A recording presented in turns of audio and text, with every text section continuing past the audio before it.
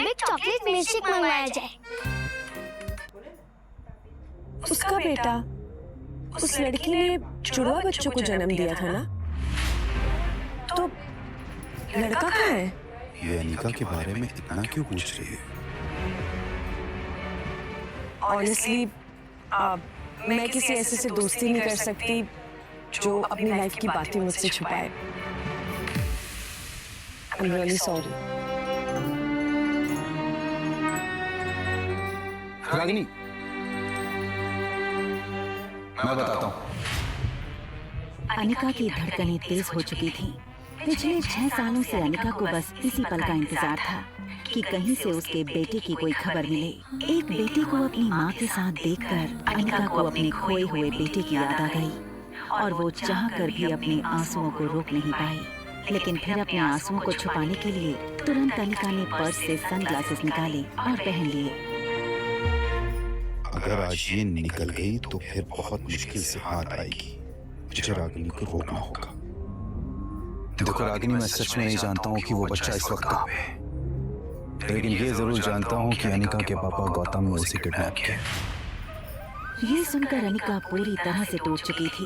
उसे शक तो था कि उसके पापा उसके बेटे की किडनैपिंग के पीछे थे, मगर आज कुणाल के मुंह से ये सुनकर उसे यकीन भी हो गया। वो समझ नहीं पा रही थी कि उसके पापा ने आखिर ऐसा क्यों किया। और रहा सवाल उस बच्चे का, तो उसके पैदा होते ही उसे अनिका से हमेशा के लिए दूर कर दिया था।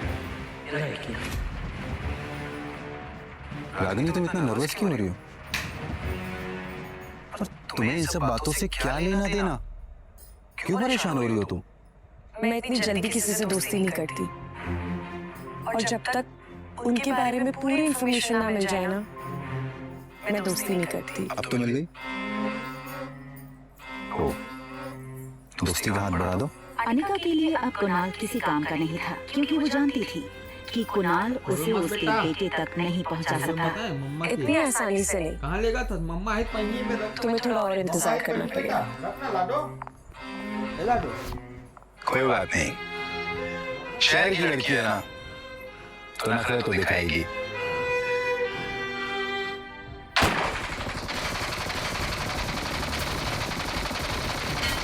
तुम सब पीछे हो, मैं आगे जाके उस मुर्गा को बंकर उड़ा देती हूँ। यस, ये बूस्टर हमारी टीम का है। राहुल 1 to 1, तुम एरिस पे हमला करो। रेडी? 1 2 3।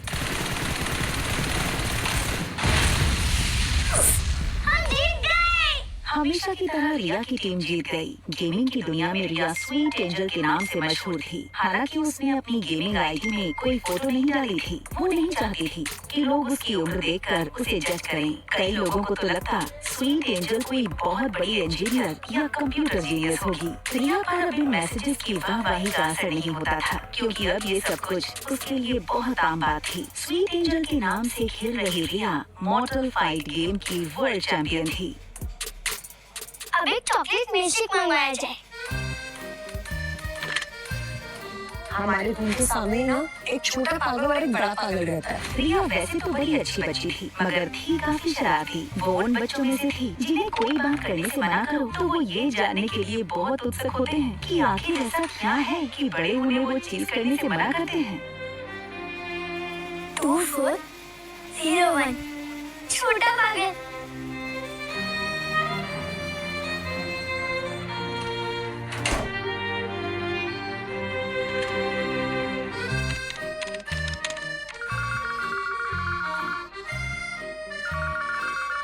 हमेशा तुम्हारी वजह से ना गेम हार जाता है यार।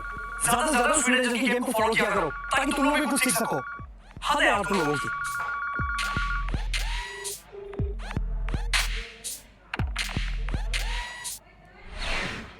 हेलो छोटे पागल।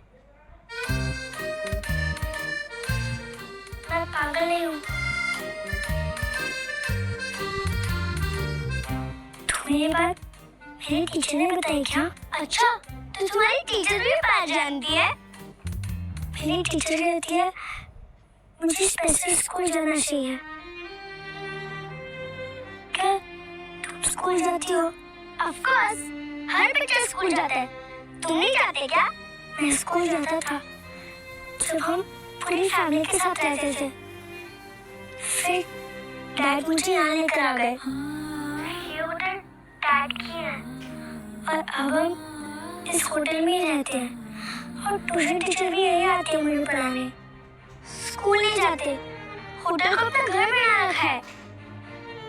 अच्छा एक बात बताओ, तुम्हारा कोई फ्रेंड है यहाँ पर? नहीं, यहाँ पर मैं, मेरे डैड और मेरे चाचू रहते हैं। अच्छा, तुम मेरे फ्रेंड बनना चाहोगे? आर्यन, जिसकी लाइफ में सिर्फ 2 चीजों की कमी थी, माँ और दोस्त की, इसलिए आर्यन ने बिना वक्त गवाए तुरंत हाँ कर दी। हाँ, मेरा नाम रिया है। तुम्हारा नाम क्या है? I am Aryan. तुम कहाँ से बोल रही हो? मैं तो तुम्हारे सामने ही रहती हूँ। मेरी मम्मा और मैं तुम्हारे होटल में गेस्ट है। अच्छा एक बात बताओ, तुम मुझसे मिलना चाहोगे? ये सुनकर आर्यन ने बाहर सनी को देखा। उसे लगा कि सनी तो अपनी ही प्रॉब्लम से परेशान है। मगर कैसे? मेरे डैड मुझे अकेले बाहर नहीं आने देंगे। तुम बच्चे हो क्या? हाँ, मैं मम्मी को बोल देती हूँ कि मुझे पिज्जा खाना है, इसलिए मैं नीचे जा रही हूँ। और जब मम्मा आएगी तब तुम्हें उनसे मिल लेना। ओके? अब मैं रखती हूँ फोन और 15 मिनट के बाद नीचे लॉबी में आ जाना। बाय। मैं किसी को पहचानेंगे कैसे? Very good question. लगा दरवाजा दरवाजा लगा।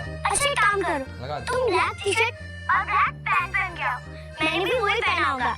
हमारी ड्रेस से हम एक दूसरे को पहचान लेंगे। Okay bye. और सनी की तरफ देखते हुए और उसके बचते हुए दबे पांव अंदर बने दूसरे कमरे में चला गया, जो आर्यन का कमरा था। रख दे। I want to eat pizza. Come fast. दूसरी तरफ रिया ये सोचकर खुश थी कि इस नई जगह पर उसने नया दोस्त बनाया था। सनी अब भी कानों में हेडफोन डाली फोन पर बिजी था।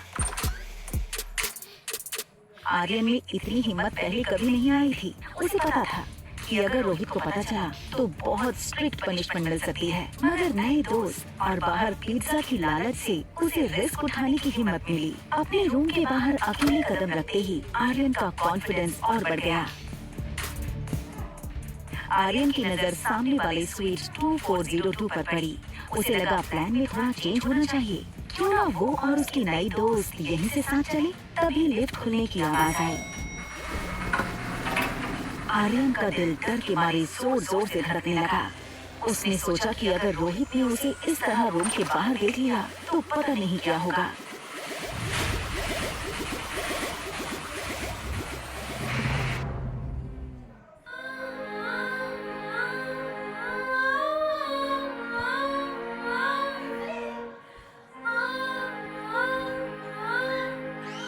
एक माह होने के बावजूद आर्यन को black jeans, black T shirt और स्पोर्ट्स शूज में देखकर वो भी धोखा खा गई थी और सोच रही थी कि ये उसकी बेटी रिया है। I'm so sorry, mamma is late, no? और ये क्या बदमाशी है रूम से बाहर आने की? अनिका अपने रूम का दरवाजा खोलने के लिए आगे बढ़ी। रूम के अंदर रिया थी, लेकिन इससे पहले कि अनिका रूम खोल पाती, उसकी नजर रिया के मैसेज पर पड़ी। I'm so sorry. भूख लगी होगी ना तुम्हें? चलो किसी अच्छे से रेस्टोरेंट में जाके पिज्जा खाते हैं, ओके? चलो। जब से आर्यन अनिका से मिला था, वो बस उसे ही देखे जा रहा था।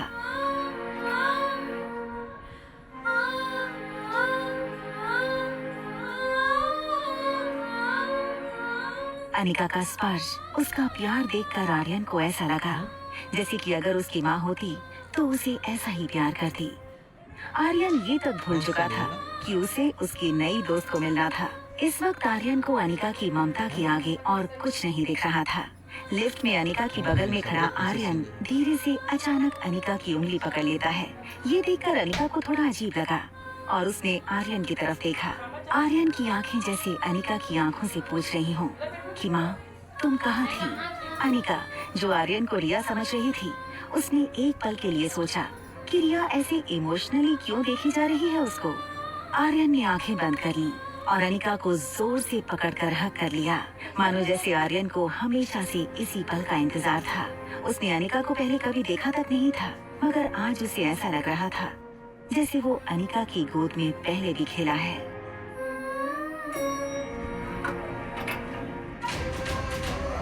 रोहित और अनिका की नजरें एक दूसरे से मिली, लेकिन दोनों में से किसी ने कुछ नहीं कहा। आर्यन का सर अनिका के कंधों पर झुके होने के कारण रोहित को आर्यन का चेहरा नहीं दिखा।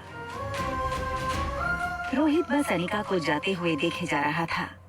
ऐसा लग रहा था मानो रोहित अभी आर्यन को अनिका की गोद में देख लेगा। आगे चली जा रही अनिका को कुछ एहसास हुआ। उसने पलटकर रोहित की तरफ देखा तो पाया कि रोहित उसे ही देखे जा रहा था।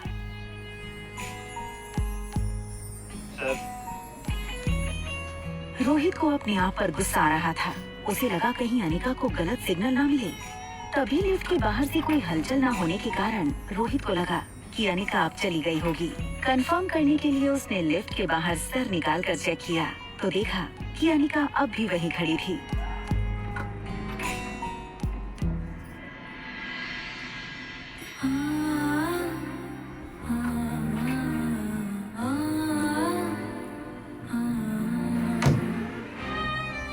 रोहित, जो पहले से थोड़ा डिस्टर्ब था, उसने रिया को आर्यन समझकर कड़क आवाज में डांट दिया। तुम फिर बाहर निकल आए?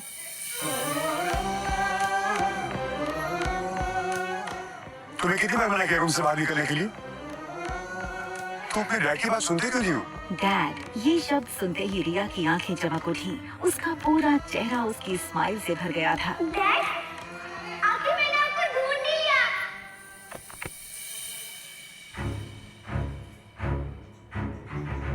रोहित गुमसुम और चुपचाप रहने वाले आर्यन का ऐसा मस्ती भरा रूप देखकर हो गया था हैरान। दूसरी ओर अनिका भी मस्ती करने वाली रिया को इस तरह गुमसुम देखकर हो गई थी परेशान। बच्चों की अदला बदली से अनिका और रोहित आखिर कब तक रहेंगे अनजान? क्या ये अदला बदली उनकी कहानी में लाने वाली है कोई तूफान?